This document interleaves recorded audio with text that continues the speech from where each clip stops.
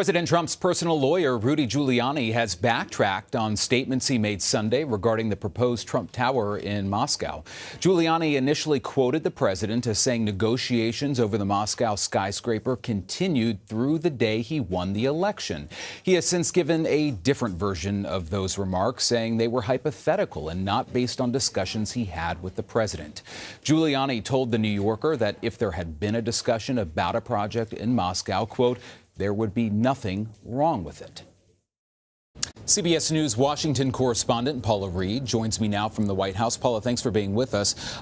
Walk us through this. Giuliani was on Meet the Press on Sunday. What exactly did he say then about the timeline of the Moscow Tower talks? And what is he saying now? Well, the president has always maintained that he had no business dealings with Russia during the campaign. But when his personal attorney, Michael Cohen, testified before Congress, he said that there were some discussions about a Trump Tower in Moscow, but that those ended in January 2016.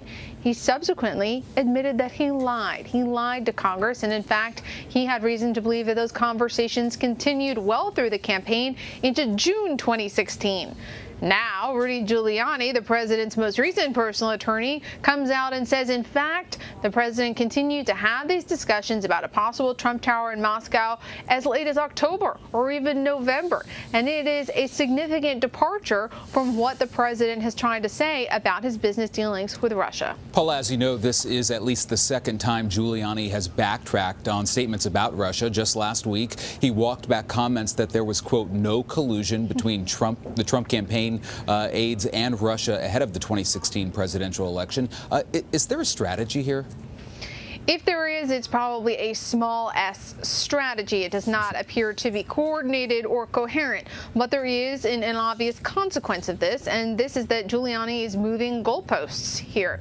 For example, if the president says there was no collusion between me or anyone in my campaign, then Giuliani tries to move it to, well, we can definitively say there was no conspiracy between the president and Russia, but I don't know about any of his campaign aides.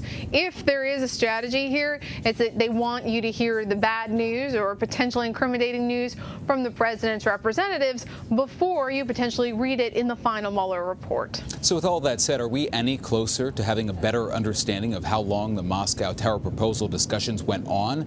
And why is this timeline so important? Well, it's critical because we're looking into whether or not there were any ties between the Trump campaign and Russia. And so far, I don't think there's any evidence that the president himself, then candidate, worked with Russia in any way. There's no overt evidence of that.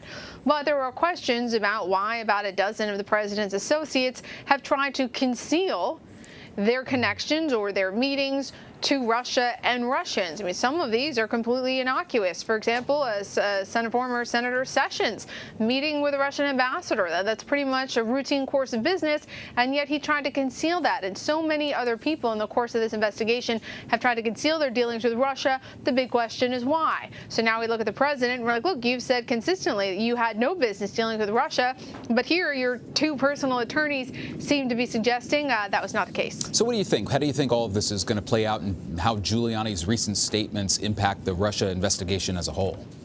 Well, I can tell you by looking backwards, my experience with other comments that Giuliani has made, sources close to the special counsel tell me that the special counsel is not pleased with Rudy Giuliani's habit of going on cable television and relaying details about conversations the president's lawyers have had with the special counsel.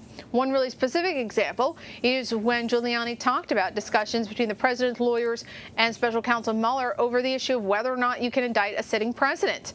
Mueller was kind of using that as a stick to get the president to cooperate and answer questions.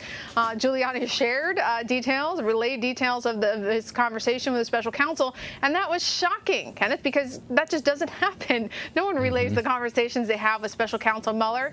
And in fact, the Deputy Attorney General, Rod Rosenstein, because of all that, he had to come out and sort of clean up whether or not you can indict a sitting president. But historically, the special counsel prefers to deal with other members of the president's legal team because of this issue, because Giuliani goes out, he shares details, and he's not always 100% in his recollection of what was discussed. All right, well, we'll leave it right there. Paula Reid at the White House. Paula, thank you very much.